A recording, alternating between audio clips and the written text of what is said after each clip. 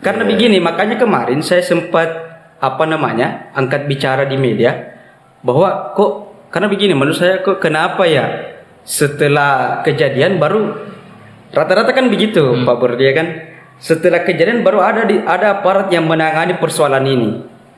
Nah, saya mengangkat persoalan aturan Kapolri yang dimana diatur Undang-Undang Nomor 2 tahun 2002 ya, yang dimana aparat kepolisian dalam hal ini APH itu memberikan perlindungan, keamanan, kenyamanan, pengayoman kepada masyarakat. Tetapi nyatanya kita di Kabupaten Senjai melihat dari angka kriminalitas ini, ya selesai kejadian baru ada penengah aparat di situ. Artinya tidak ada upaya pencegahan. Iya, tidak ada upaya pencegahan secara tidak langsung sesuai dengan fakta. Korban yang terlibat pada angka kriminal ini merasa tidak nyaman. Nah, di mana Undang-Undang Nomor 2 tahun 2002 ini? Saya sangat sepakat dengan dibahasakan tadi oleh Bung Andi Edi. Jika itu menyangkut persoalan kebijakan, apalagi khususnya ini berbicara persoalan kinerja daripada kepolisian, aparat penegak hukum. Karena memang rentang terjadi beberapa persoalan-persoalan khususnya di Kabupaten Senjai ini, bahasa persoalan keterlambatan. Selesai kejadian baru ada pihak kepolisian. Satu yang terjadi di Turungan Baji hari ini, bisa kita lihat bahwa ada proses mediasi yang dilakukan oleh pemerintah desa bersama dengan pemuda Turungan Baji di sana terkait persoalan kasus petani ya. Itu kemudian tidak dihadiri oleh pihak aparat penegak hukum. Padahal itu rentang terjadi tindak kekerasan atau tindak kriminal.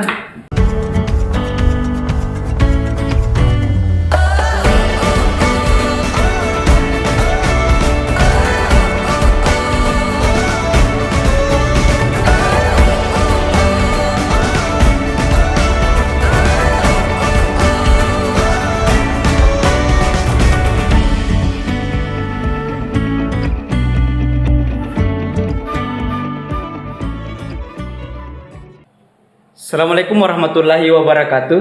Jadi kembali lagi teman-teman kita di Note Podcast bersama saya Andi Edi Sofyan, bersama saya Burhan SJ, dan bersama saya Sulharmin.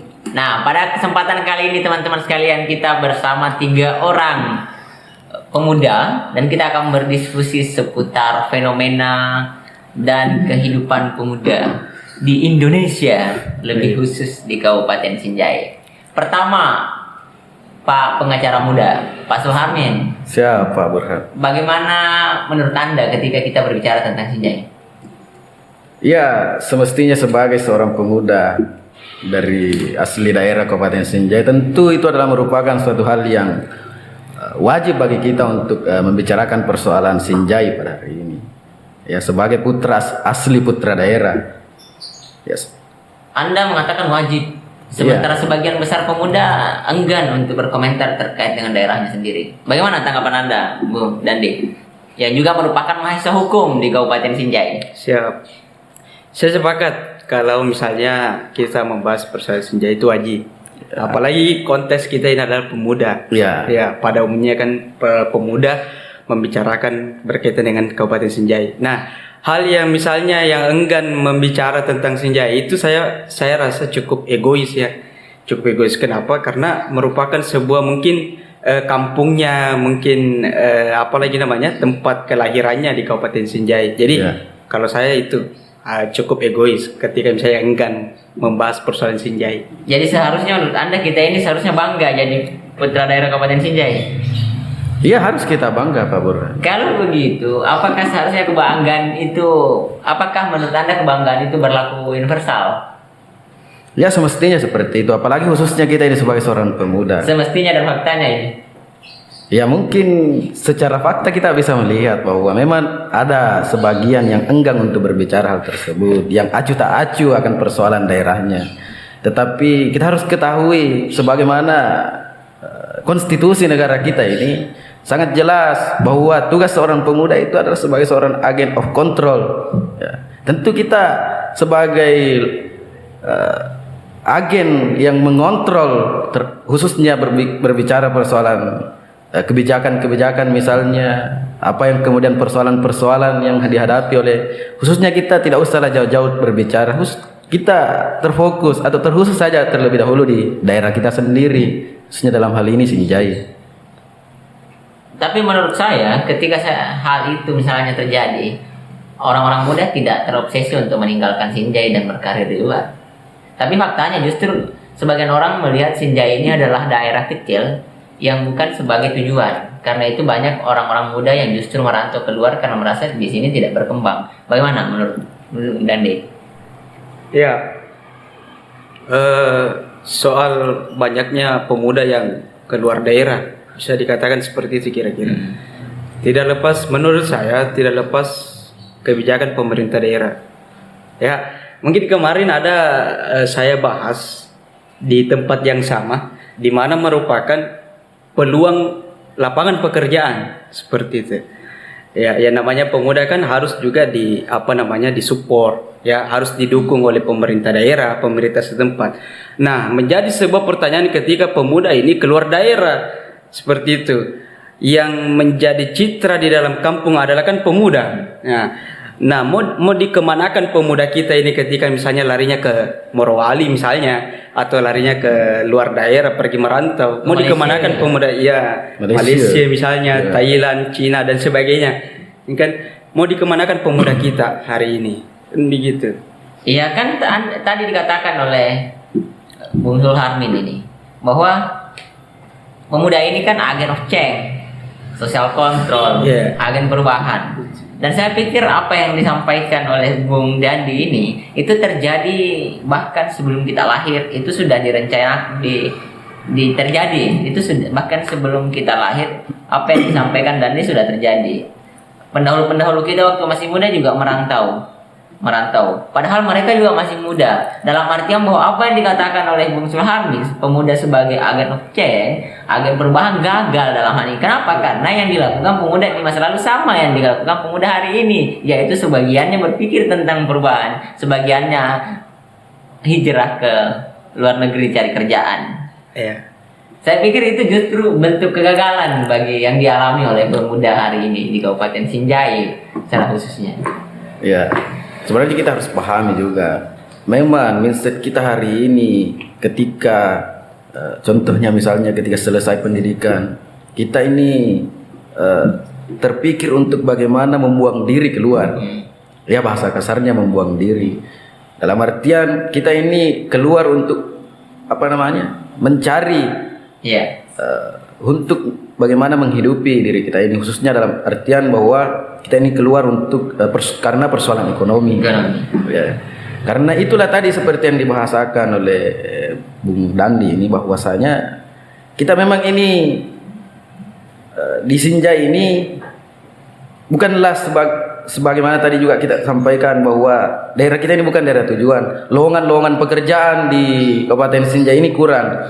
Istilahnya mindset kita ini tidak pernah terpikirkan bahwa bagaimana kita bisa mencari apa yang kemudian atau mengembangkan inovasi-inovasi khususnya di daerah kita, untuk bagaimana supaya putra-putra daerah kita ini bisa bersaing di daerah kita ini. Karena buktinya hari ini pemuda asli Sinjai banyak yang berpikiran untuk keluar, tetapi orang-orang dari luar juga banyak yang masuk ke Sinjai untuk mencari nafkah. Iya, betul. Contohnya seperti ada orang-orang luar yang pengusaha seperti itu. Iya, banyak orang hari ini kita bisa lihat di pasar, misalnya di sentra, banyak orang-orang dari Cina. Ini jauh dari luar negeri dan juga ke Sinjai. Artinya kita memiliki potensi. Kita ini sebenarnya memiliki potensi, tetapi kekurangan kita inilah yang kemudian bagaimana melihat peluang dari potensi itu.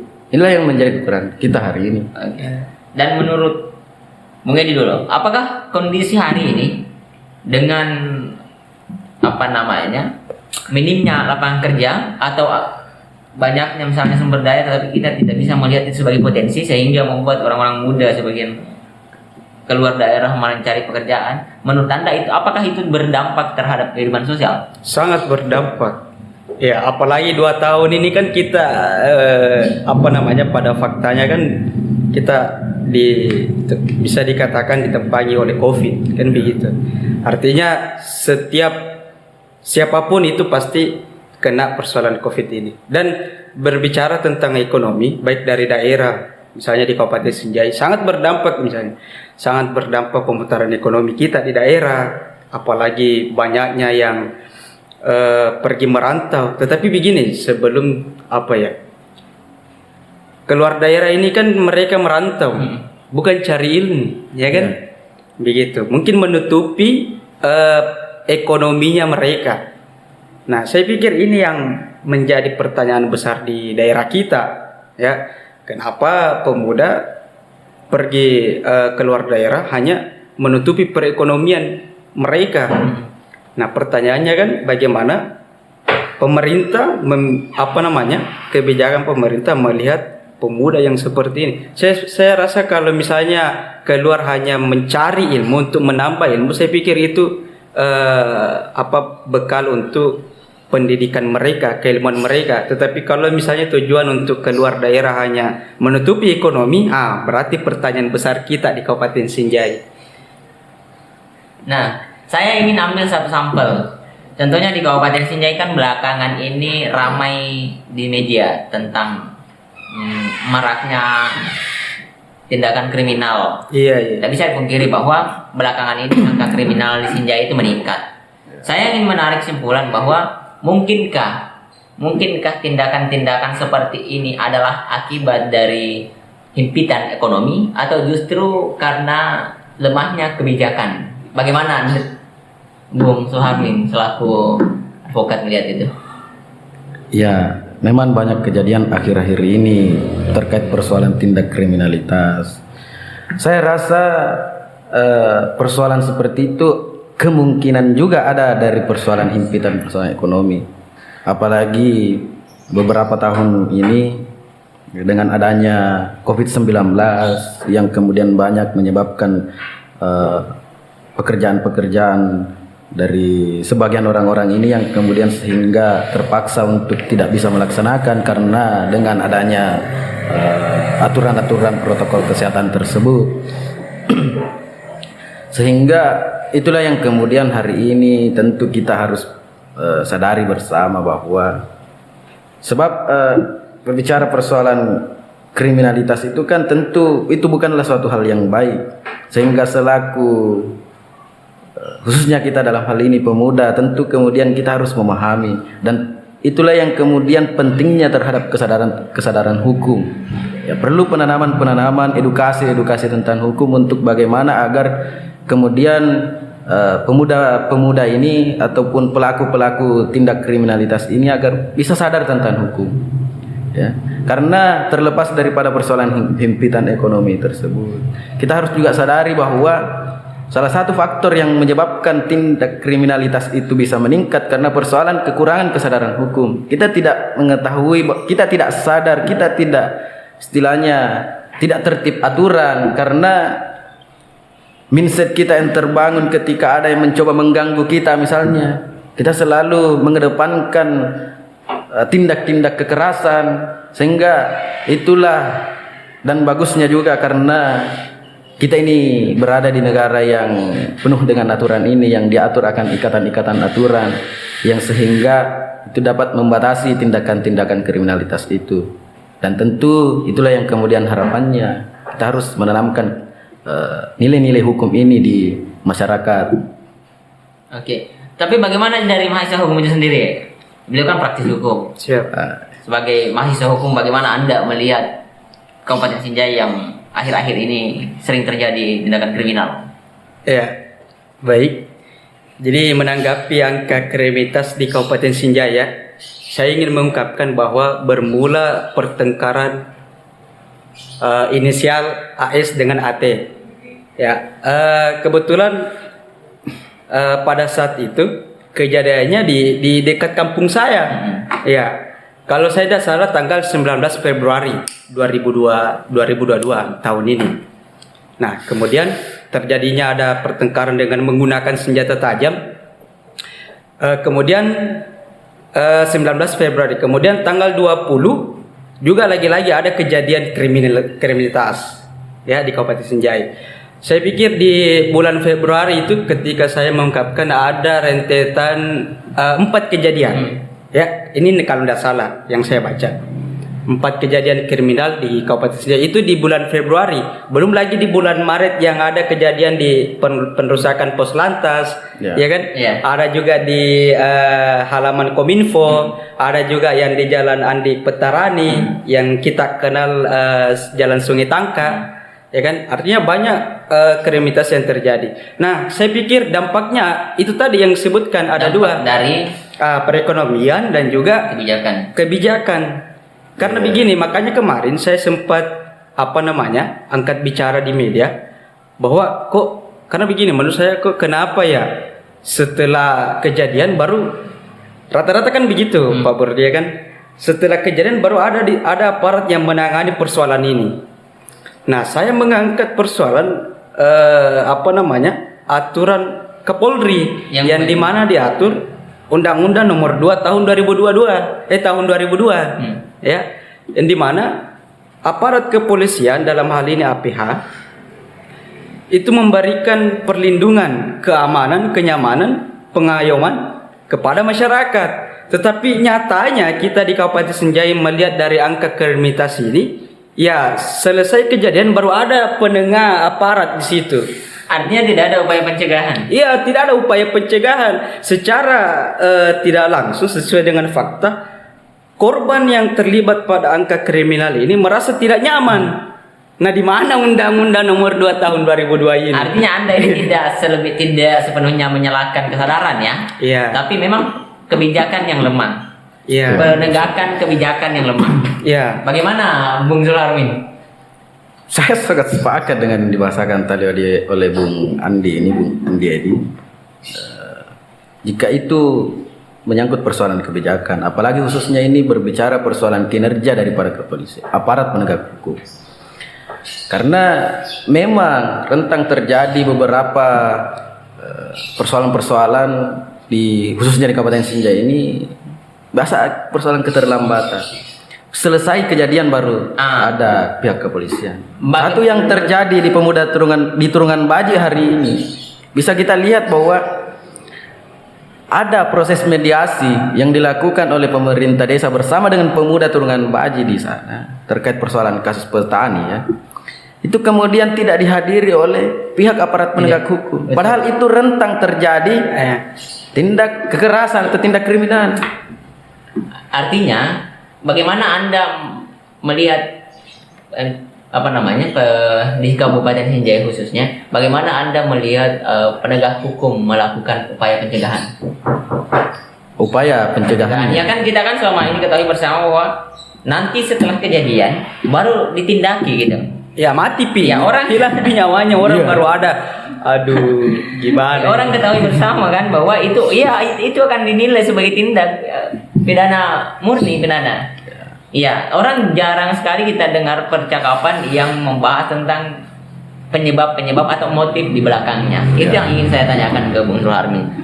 Kejadian-kejadian itu kan dinilai sebagai pidana murni. Tetapi ketika misalnya ditinjau dari kejadian itu kemungkinan motifnya, bagaimana Anda melihat motif kejadian seperti itu? Maksudnya dalam motif seperti? Iya, ini kan kejadian seperti ini kan tidak mungkin terjadi begitu saja. Setelah dianalisis ternyata ada beberapa kejadian yang memang sudah lama ini polemiknya, cuman baru dituntaskan. Dituntaskan oleh ini misalnya. Artinya ada memang dendam lama. Nah, mungkin itu tidak terdeteksi oleh penegak hukum. Iya betul. Nah, bagaimana Anda melihat lemahnya analisis dan deteksi penegak hukum sehingga tidak mampu mencegah terjadinya tindak kriminal? Inilah sebenarnya polemiknya juga dan menjadi tantangan bagi para penegak hukum. Karena berbicara persoalan ketika misalnya seperti tadi yang dibahasakan bahwa motif-motif ini diakibatkan karena persoalan dendam lama yang kemudian kembali baru dipersoalkan. Hal-hal seperti itu kita juga secara manusiawi berpikir kita juga tidak bisa terlalu jauh menyalahkan pihak kepolisiannya, penegak hukumnya. Tetapi inilah tadi kekurangan-kekurangan seperti itulah yang harusnya diperbaiki untuk kedepannya. Saya rasa mungkin karena tidak ada, mungkin bahasanya bahwa polisi juga memang bukan penegak hukum, itu juga memang manusia, tidak bisa mendeteksi, tidak bisa istilahnya membaca pikiran seseorang ini bahwa apa seperti ini, apa bagaimana pemikiran daripada seluruh masyarakat. Apalagi bukan hanya 1-2 orang yang mereka yang istilahnya yang di bawah naungannya, di mana istilahnya mereka mengayomi, bukan hanya 1-2 orang. Tapi kan gini ketua, artinya kan lengkap di kita di Indonesia. Ya. Ada intelijen misalnya yang kerjanya yang mengidentifikasi kemungkinan itu. Yeah. Yang kedua misalnya, oke lah misalnya di tingkat kabupaten besar, tingkat kabupaten mungkin hanya beberapa ratus mungkin personel Polres. Tapi kan di setiap desa lengkap, di setiap kecamatan ada polsek, di setiap desa ada binmas, ada babinkan tipmas dan lain-lain. Artinya setiap tempat punya penegak hukum. Ya.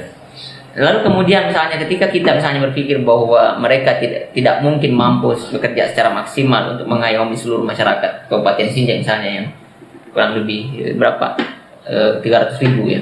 Ya. Kurang lebih 300.000 orang.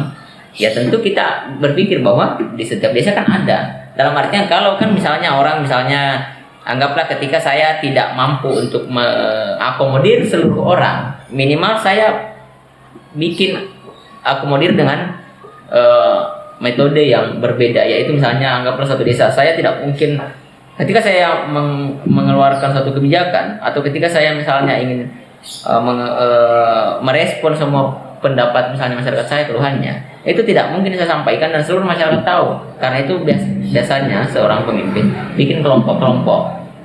Untuk apa? Kenapa di kelompok-kelompokkan ini? Supaya mudah teridentifikasi.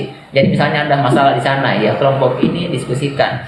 Ada masalah di sini, kelompok ini diskusikan. Nanti hasil dari mendiskusikan semua itu dimasukkan sebagai hal-hal yang harus diselesaikan. Saya pikir semestinya kerja-kerja seperti itu juga diterapkan ketika misalnya ingin mencegah terjadinya tindakan-tindakan negatif di daerah kita. Ya, ya makanya saya bisa katakan ya. Iya. Sambil minum kopi dulu ya bagusnya. Oh iya bisa. Ya di mana kopinya nih? Aduh. Nggak seru rasanya tanpa kopi. Alah, kalau Soekarno tahu ini kita dikasih sanksi ini Pak. Menangis darah. Oke. Ini silakan dicicipi. Ya. Jadi menurut Anda, saya ke Bung Dandi dulu. Bung Dandi, sebenarnya apa yang semestinya dilakukan oleh penegak hukum untuk mencegah supaya meminimalisir kalau orang misalnya berpikir berkelanjutan, ya minimal 3 tahun ke depan angka kriminal menurun 10% lah. Ya, oke. Jadi begini, tadi sempat disinggung dan dikaitkan ya. Ya. Nah inilah kita di Kabupaten Sinjai, di mana memang saya pikir kita butuh peran pemuda. Betul sekali. Iya, tapi ya mudah-mudahan kita tidak menunggu kedatangan pemuda yang dari merantau begitu. Hari ini kan banyak pemuda-pemuda kita di luar sana yang lagi menuntut ilmu. Kita tunggu kedatangan mereka di Kabupaten Sinjai untuk menerapkan apa ilmu yang kemudian didapatkan di luar sana. Saya rasa seperti itu kira-kira. Dan mudah-mudahan membawa perubahan. Betul sekali. Semoga keperubahan yang lebih baik. Ya, keperubahan yang lebih baik. Karena memang betul bahwa setiap misalnya ada kejadian, tadi sempat dibahas bahwa kelompok di sini terjadi permasalahan ya, baik dari masyarakat. Kemudian kelompok juga di sini terjadi permasalahan. Nah, butuh juga peran pemuda untuk menengahi. Artinya masuk dalam permasalahan ini, kemudian memberikan asas kemanfaatan selaku peran pemuda ya untuk menengahi persoalan ini. Nah, persoalan kebijakan saya pikir perlu ditingkatkan lah ya, mulai dari aparat hukum karena kemarin ya tepat berapa hari yang lalu memang sempat ada kejadian di Turungan Baji, Desa Turungan Baji, Kecamatan Sinjai Barat. Sangat disayangkan aparat baik dari Babinka Tipmas yang diberikan tugas di wilayah tertentu sangat disayangkan ketika misalnya tidak memiliki sikap soft skill, artinya kepekaan begitu ya. Saya pikir yang namanya polisi harus memiliki sifat itu. Sebelum terjadi sudah ada di tengahnya, seperti itu.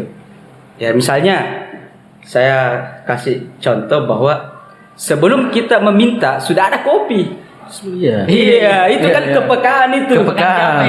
Iya, kepekaan baristanya not ini luar biasa. Kita harus akui kepekaannya. Seperti pekatnya teh yang ada depan saya.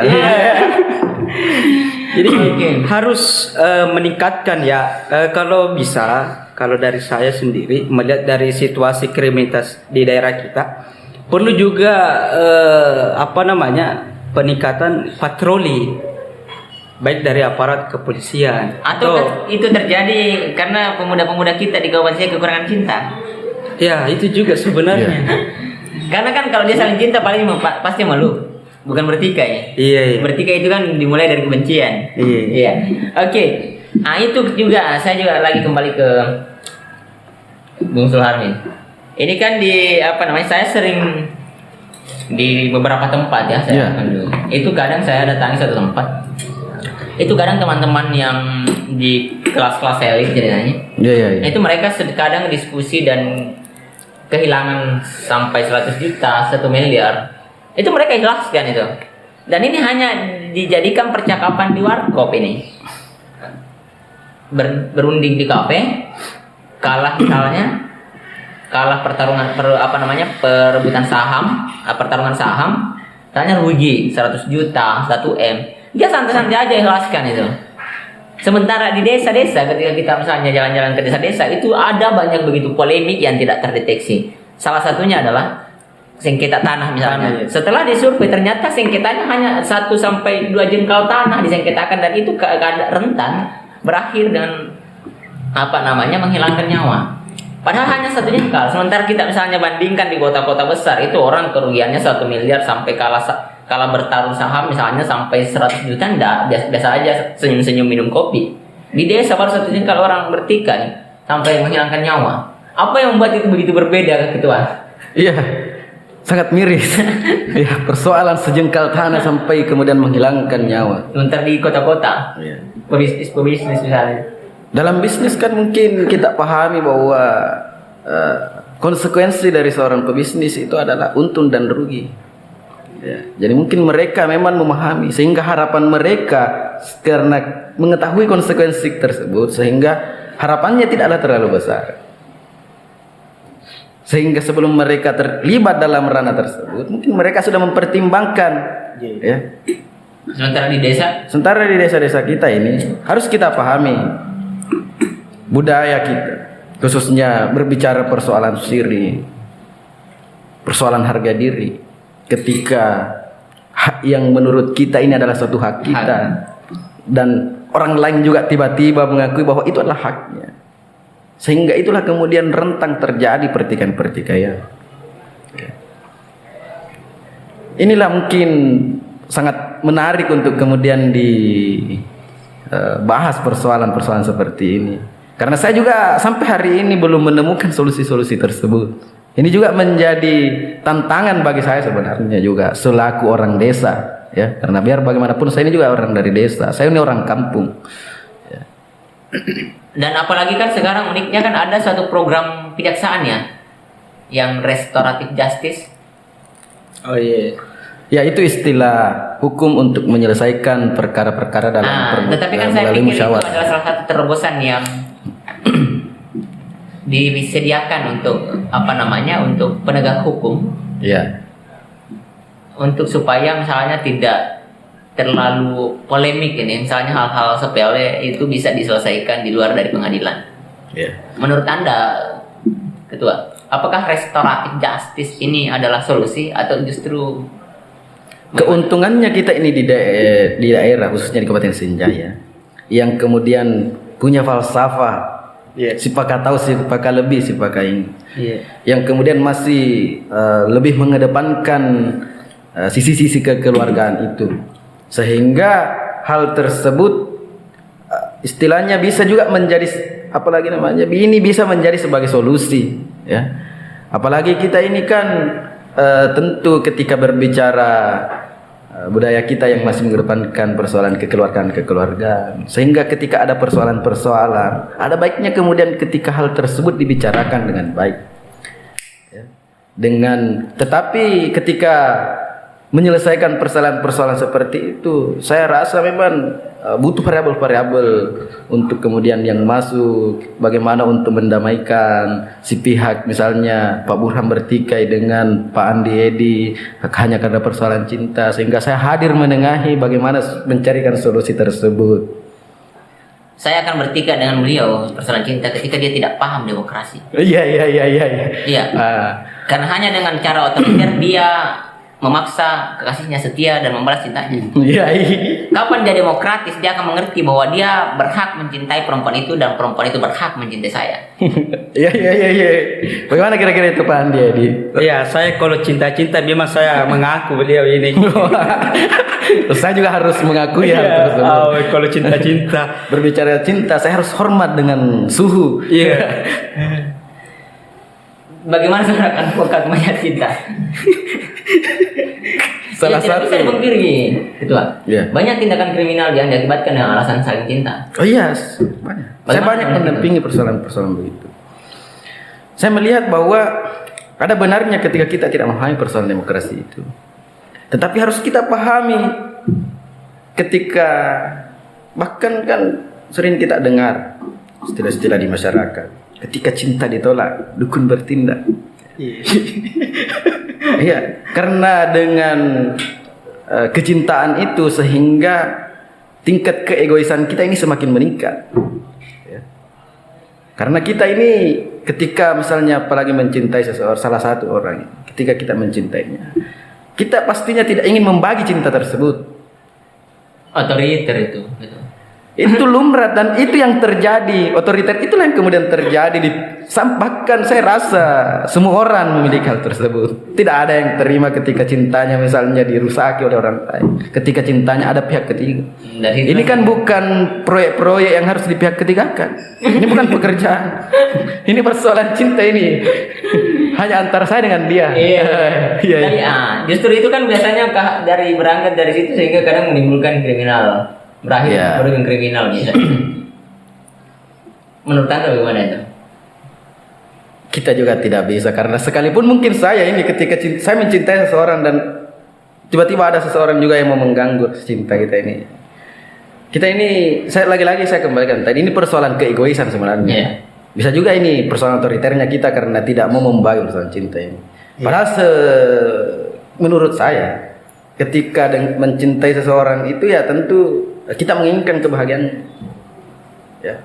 Kita harus turunkan tingkat ego kita ini karena keinginan kita satu. Bagaimana kita melihat seseorang yang kita cintai ini bahagia. Ya. Ketika kebahagiaannya tidak dengan kita, ya kenapa tidak kita harus legowo ketika dia memilih bahagia dengan orang lain. Tapi saya rasa itu sangat sulit kira-kira ya. Itu bagaimana kira-kira menurut ya ini Pak Adi selaku pakar cinta. Ya, katanya setiap pemuda harus demi cinta, setiap pemuda harus mengikhlaskan kekasihnya bersama orang yang dicintainya. Dan kebohongan terbesar dalam hidup ini katanya adalah kalimat tersebut. Iya betul. Kita pernah baca di Instagram. Iya. Nah, jadi ketua juga seandainya mengalami hal serupa, ketua akan melakukan tindak kriminal. Ada potensi ya. Saya juga belum mengetahui karena alhamdulillah belum terjadi. Saya jadi khawatir ini. Saya jadi curiga jangan-jangan ketua ini fanatik kafir Gibran juga ini. Iya, seperti apa itu Pak Burhan? Jangan. Salah satu kutipan sajaknya yang sampai hari ini masih populer kan itu. Iya. Cinta datang mendekat, maka dekaplah ia sekalipun pedang di sela-sela sayapnya melukai. Kan gitu tuh. Ada juga salah satu filsuf yang pernah mengatakan bahwa ketika jiwamu dengan jiwaku sudah menyatu, maka Tuhan pun akan sulit untuk memisahkan. Mungkin ketua memegang prinsip-prinsip itu. Iya, dan karena itulah kemudian kenapa sampai detik ini saya masih jomblo. Ya karena saya khawatir hal tersebut jangan sampai terjadi ya. Hanya dengan cara itu menghilangkan potensi melakukan kriminal. Iya, betul. Keren. Meskipun Bung Edi, pernah berpotensi. Iya, sekalipun mungkin Sekarang- pernah hilang. bagaimana tanggapan Bung Dandi yang Saya minum dulu. silakan Iya. dari asmara yang rentan berujung kriminal? Iya, Pak. Iya, jadi bahas soal cinta yang luar biasa ini. Ini kan kita bahas tentang tadi hukum kriminal, dan tidak bisa dipungkiri beberapa motif daripada tindakan kriminal itu adalah cinta itu, Iya, atas nama cinta. sama halnya misalnya apa ya? Laki-laki yang sudah tulus, sudah sayang, sudah istilahnya mencintai betul-betul ya. Iya. Sehingga terjadi apa? Terjadi ditinggalkan pas lagi sayang-sayangnya. Biasa kalau kita apa namanya, lirik ke budaya, Iya. dia sudah menganggap bahwa "Ah, ini siri, ini kita Siri. laki-laki, ini kita masa ditinggalkan begini ya begitu." Iya. Kan itu kan salah satu polemik Bahasa yang besar. Bugisnya Tania Urane. Ya. Iya, iya, iya. Oh, kalau ada juga temannya, kawannya bilang, masa nak kasih begitu ya, laki-laki gitu." Iya, iya, Sudah. iya. Nah, itu kan polemik biasanya terjadi di Bugis ini ya kan, di daerah kita. Ya, menganggap dirinya bahwa siri, menganggap dirinya apa namanya, berkaitan dengan nilai-nilai budaya, bahwa kita ini laki-laki disakiti dan ujungnya nanti seperti itu. Terjadilah kriminalitas begitu. Jadi berpotensi juga ini Bung Dandi. Oh, berpotensi. Saya juga kalau ada seperti itu ya sangat berpotensi, Iya, Pak. potensi. Maka harus hindari. Iya.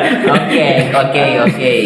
Jadi kan gini, ini tanggapan dua orang hukum yang memberikan keterangan terkait dengan hubungan asmara yang berpotensi menimbulkan kriminal. Ini perbuatan tidak menyenangkan. Iya. Diatur dalam pasal 355 itu kita. Oke. Dan ini saya cukup rasional menurut saya. Tanggapan dua orang hukum ini tentang bagaimana mereka berdua ini berpotensi melakukan tindak kriminal atas dasar cinta. Tapi saya justru melihat hal tersebut sebagai hal yang umum, dan saya punya pikiran lain. Iya. Saya punya pikiran yang berbeda tentang itu. Seperti apa itu? Contohnya begini. Kalau misalnya saya punya kekasih, lalu ada orang lain yang merenggutnya, saya tidak marah pada kekasih saya. Bahkan saya tidak marah pada orang yang merenggutnya. Tapi saya marah pada diri saya sendiri. Sebab tidak mungkin dia beralih ketika saya masih mampu membuatnya nyaman. Ini mantap sekali. Iya. Meskipun saya suruh perempuan kekasih saya pergi dariku, tetapi ketika dia masih nyaman dengan Bagi perempuan ini dia tidak solusi. akan lepas. Iya. Jadi menurut saya persoalan kenyamanan itu beberapa teknis ya, beberapa teknis atau cara yang bisa kita lakukan. Iya. Jadi saya tidak perlu berpikir tentang kriminal karena saya tidak di situ. Iya. Iya. Ketika saya misalnya ditinggal pas lagi sayang-sayangnya, saya pikir konsekuensi dari saya adalah cinta kepatahan memang. Jadi kalau saya pas ditinggal lagi pas sayang-sayangnya, itu kesalahan saya, bukan kesalahan yang meninggalkan saya. Karena tidak mungkin dia tinggalkan saya karena dia masih nyaman dengan Oke. saya. Itu sederhana menurut saya. Nah, begini, saya mempertanya untuk memperlebar persoalan ini. Bagaimana kemudian misalnya ketika tidak disetujui atau tidak disepakati oleh orang tuanya? Apanya? Misalnya Pak Bur ini sudah memberikan kenyamanan kepada perempuannya ya kan? Saling nyaman antara kedua ini. Iya, Ya. sudah saling ini. Tetapi apa ya bahasanya? Tidak bisa Direstui. jadi ya dan direstui Dan direstui oleh orang orang tua ya, orang tua perempuan ini misalnya yang saya cintai. Iya, apakah masih berpegang teguh kepada prinsip yang tadi? Saya di sini harus menjelaskan pada perempuan itu, kalau Anda mencintai saya, maka ke saya atas dasar cinta. Tetapi kalau Anda merasa hanya hidup berdasarkan kehormatan tanpa cinta, tinggalkan saya dan pilih orang tua. Karena yang ingin menjalani hubungan ini adalah kita, bukan orang tuamu. Karena ketika kita hidup karena cinta, saya pikir kita akan tumbuh karena kehormatan. Begini. Ini ya. Itu Kehormatan membasmi, kembali lagi kepada budaya. Makanya saya tanya, ketika Anda ingin hidup karena cinta dengan saya, maka kemari.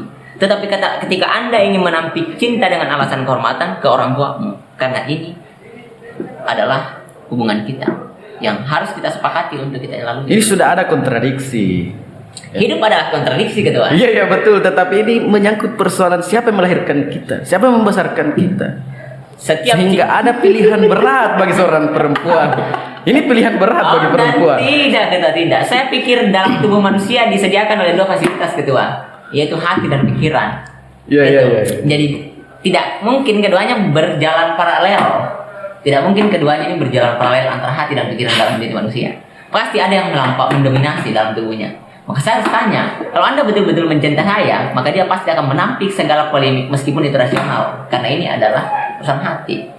Ya ini persoalan kasih sayang nih. Kasih sayang dan Iya, hati. Dan ini irasional ini. Ya gitu ya Tuhan. Tapi lagi-lagi kita kembali, bagaimana ketika seorang anak ini tidak mendengar suara orang tua? Ini bukan tidak mendengar, ketua.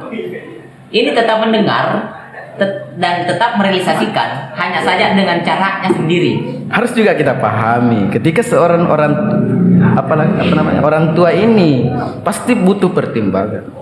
Mereka ini memberikan izin kepada anaknya itu untuk anaknya juga. Pemikiran-pemikiran mereka pasti untuk anaknya, karena mereka mencari yang terbaik untuk anaknya. Tidak semua perencanaan dan konsep orang tua itu betul-betul berkesinambungan dengan harapan dan cita-cita seorang anak, ketua. Bukankah kita dari sejak kecil didoktrin bahwasanya surga itu berada di telapak kaki ibu? Bagaimana kemudian ketika kita tidak mendengar perkataan daripada orang tua?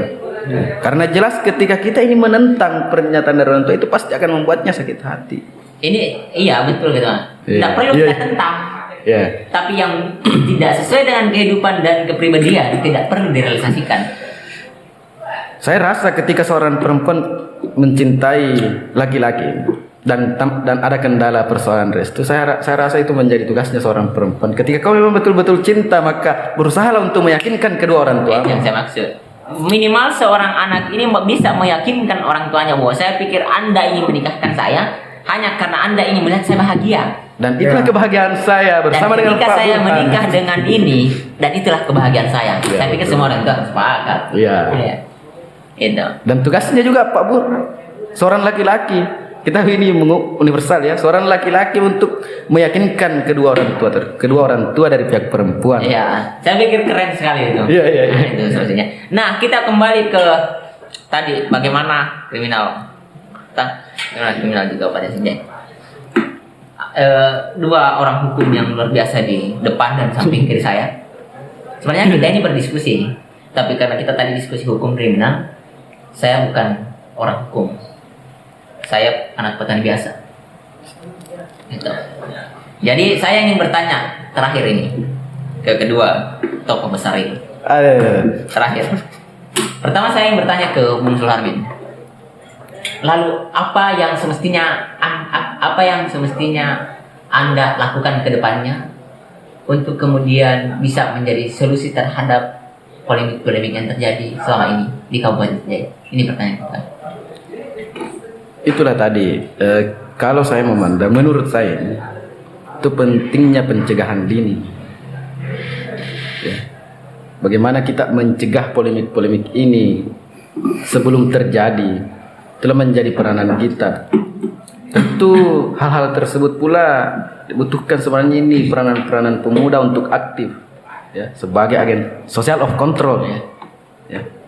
Sehingga mindset kita ini yang kadangkala berbenturan dengan aturan, berbenturan dengan norma-norma baik budaya, kultur, ya, yang jelas yang pada intinya bisa menyebabkan persoalan konflik, itu kemudian kita harus rubah.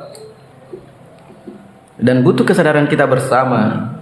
Karena sekalipun misalnya kalau hanya berbicara persoalan kita ini pemuda, yang menjadi tugas kita untuk bagaimana menjadi moral of course ini di tengah-tengah masyarakat, tentu sekalipun kita istilahnya ngotot untuk merubah pemikiran tersebut, tetapi ketika hal itu tidak disadari, bukan kesadaran atas dirinya sendiri, itu kan tentu tidak akan berubah. Karena seseorang tidak akan seseorang itu, kita ini rubahlah dirimu sendiri, karena tidak akan ada orang yang bisa merubah orang lain selain kesadarannya sendiri. Selain kesadarannya sendiri. Saya pikir itu untuk pertanyaan terakhir. Nah, lanjutnya, sebagai mahasiswa hukum, ya, menurut Anda apa inovasi yang bisa menyibukkan orang-orang sebagai bentuk kreativitas sehingga lupa untuk berbuat jahat?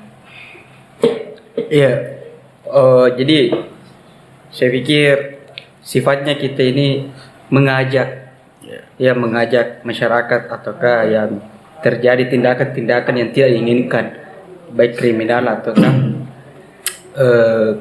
permasalahan yang terjadi di tengah masyarakat. Nah, soal mengajak, tentu kita juga sebelum ke orang-orang tentu kembali ke diri kita dulu. Bagaimana sikap mengajak kita kepada masyarakat. Ya, karena masyarakat kan juga butuh pembuktian seperti itu. Ya, sebelum kita mencegah seperti ini, ya kembalinya ke kita dulu. Nah, begitu.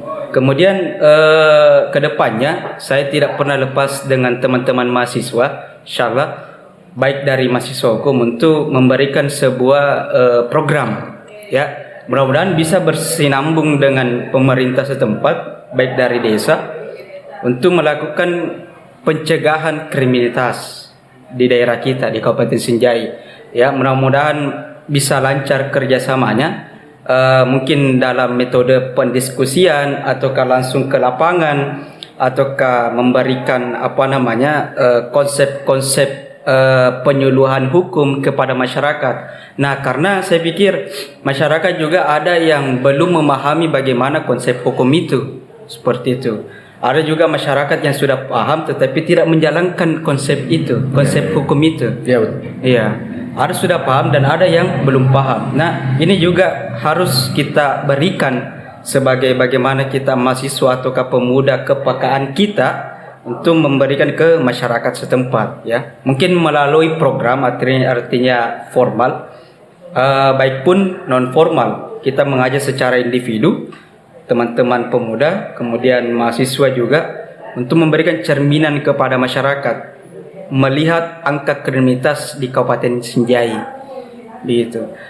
Tentu juga perlu kerjasama, ya, dengan pemerintah, dalam artian hal ini bukan hanya pemerintah saja, bukan hanya masyarakat saja, tetapi pemuda juga harus memberikan solusi, memberikan masukan, ya, memberikan edukasi baik dari pemerintah, baik dari masyarakat setempat, ya. Mudah-mudahan kedepannya di Kabupaten Sinjai juga tidak ada lah kejadian yang seperti itu, hal-hal yang tidak diinginkan. Cukup bulan berapa ini? Cukup bulan yang lalu, ya.